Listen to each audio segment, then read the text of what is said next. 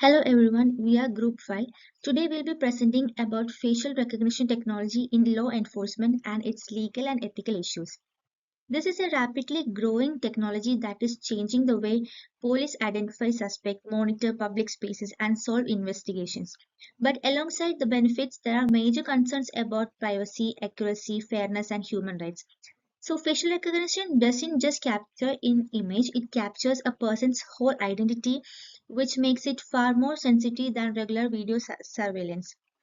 So this technology is spreading very fast around the world, but it raises many questions about privacy.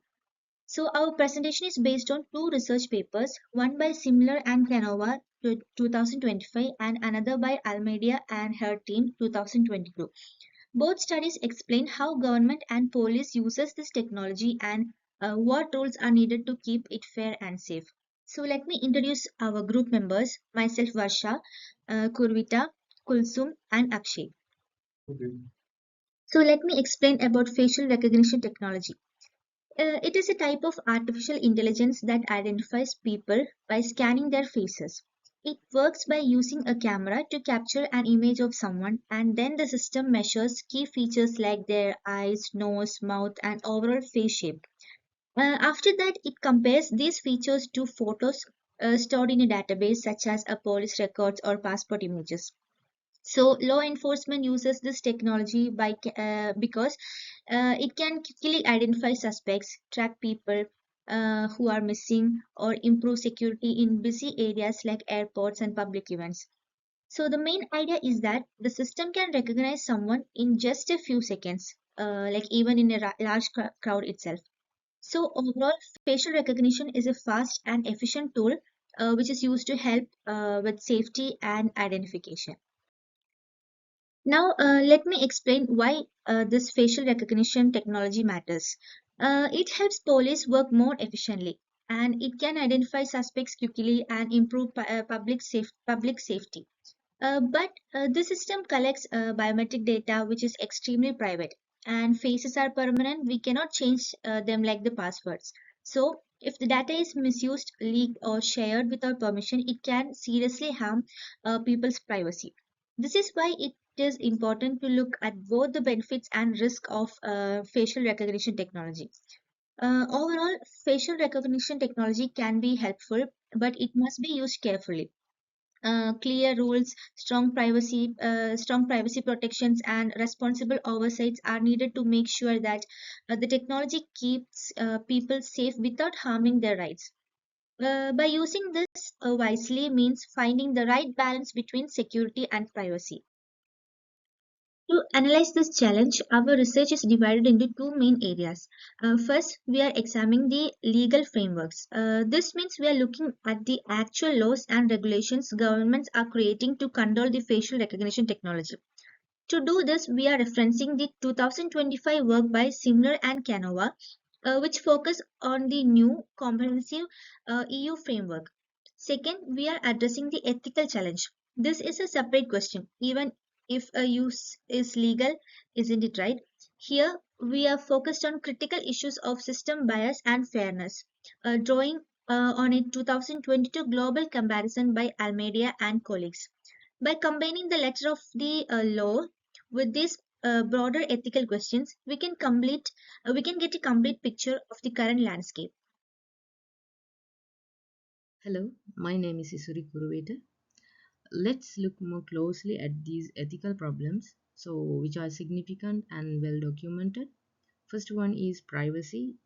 In the most public uses of FRD, individuals are recorded and identified without their explicit consent. This creates a powerful tool for mass surveillance, which can have a chilling effect on freedoms like the right to protest. Second one is the bias. The technology is not neutral. It has been repeatedly proven to have higher error rates for women and individuals with darker skin tones. This is incredibly dangerous as a false match can lead to a wrongful arrest. Final one, transparency. It's like server lack of it. The public is almost never told when or where this technology being used. making any kind of democratic oversight or accountability impossible. Let's move on to the next slide. Okay, in this slide, we are going to talk about case example Bridges versus South Wales Police. So these problems are not just theoretical. The landmark 2020 case of Bridges versus South Wales Police brought them into a UK courtroom. Here, the South Wales Police deployed live FRT at public events and protest, scanning thousands of people. Then Mr. Ed Bridges, a civil liberties campaigner, was scanned and challenged this practice. The UK Court of Appeal ruled in his favor. It found that this use of FRT was unlawful and violated existing privacy and human rights law. The court said the police lacked clear rules, had not properly assessed the risk to citizens. This was a critical precedent as a direct result. The case led to much stricter controls and new national guidelines for police use of FRD in the UK. In this slide, I'm going to talk about accountability and fair use. So the Bridges case proves why need strong accountability and fair use mechanisms. If this technology is to be used at all, it must be controlled. This slide outlines four essential controls. So I'll go one by one. First one is data protection impact assessments, DPIA. This is a mandatory review before deployment, forcing organizations to prove the technology is necessary and that the privacy risks are justified.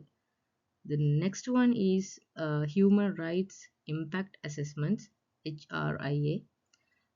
This is a broader check on how the technology impacts rights like free assembly and non-discrimination. Next one, public transparency. The public must be told when, where, and why FRD is being used. Next one, data protection. This means strict rules on data minimization, only collecting what is needed, and purpose limitations, not using that data for other reasons. Okay, so I'll continue with this slide, the EU legal framework. The European Union has the most robust legal framework in the world for managing this risk. It's built on a strong foundation that is the General Data Protection Regulation, also known as GDPR, and the Law Enforcement Directive. These laws classify facial data as sensitive biometric data, which requires a clear and specific legal basis for its collection. They also guarantee the individual's data rights, like the right to access the data held about them. I'll move on to the next slide now. So I'll talk about the EU Artificial Intelligence Act of 2024. So this act has been passed in the year 2024 and has classified the facial recognition as high risk, which triggers very strict testing and oversight rules. Most importantly, it institutes a ban on the real-time FRT in public spaces, with only very narrow life or death exceptions for things like terrorist attacks or finding a missing child. Any such uses requires a judicial authorization and a human oversight. I'll move on to the next. So we'll now see how the UK and US are stacked up against the EU's model. So the UK is in a relatively strong position. It adheres to the core principles of GDPR, as we mentioned before. And as we saw in the Bridges case, it forced the creation of a mandatory data protection impact assessments, also known as the DPIA, for police use. The US, on the other hand, is completely opposite. It lacks any unified federal privacy law, and it has created a patchwork of different state and local rules. In some states like Illinois, they have laws like the BIPA that allows citizens to sue companies for misuse of their biometrics information, but there is no national standard. This legal vacuum, as we can call it, allows companies like Clearview AI to build massive databases by scraping public data without any user consent. So let's now discuss about the one of the central challenges of presentation. It's balancing safety and privacy. If we consider these scenarios a scale, on one side of the scale we have enhanced safety. There is no question that FRT can be a powerful tool for doing good. It helps in solving crimes, allows faster suspect identification, and has so much potential to prevent serious harm, all of which can contribute to a more secure society. But on the other hand, we must protect privacy. The unregulated use of this technology can create an undeniable risk of mass surveillance and erosion of our personal freedom. It infringes on the fundamental human rights. The goal is to achieve the benefits of the first point without succumbing to the dangers of the second. So, my teammate will continue with the rest of the slides. Thank you. So, how do we find that balance? We can make facial recognition technology safer by implementing a clear set of safeguards. So, this slide outlines 5 essential rules. First is necessity. The technology should only be used when it is strictly necessary and proportional to the goal. It should never be default tool. And the second one is authorization.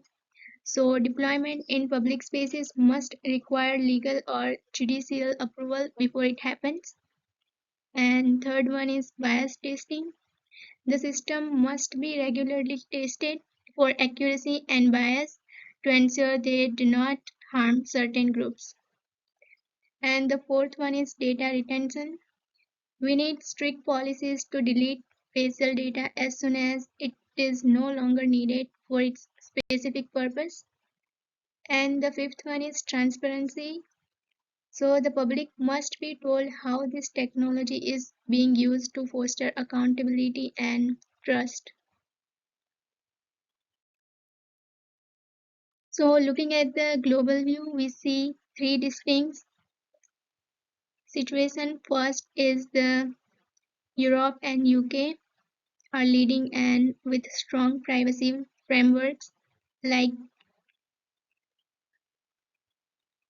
and the new AI Acts. These laws provide robust region-wide data protection for citizens.